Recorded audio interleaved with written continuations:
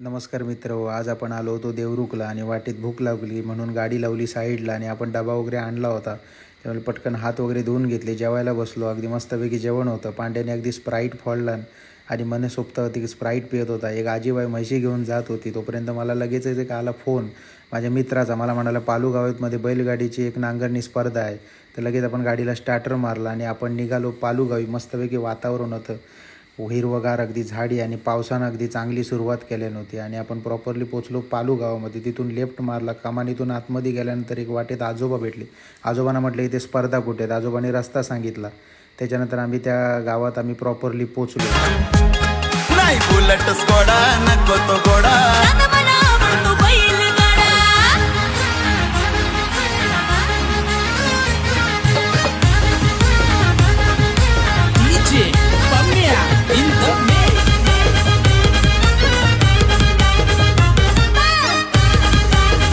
तर मित्र, तुम्हाला हा व्हिडिओ कसा वाटला कमेंट्समध्ये मला नक्की कळवा आणि व्हिडिओला लाईक करा आणि माझ्या चॅनलला फॉलो करा.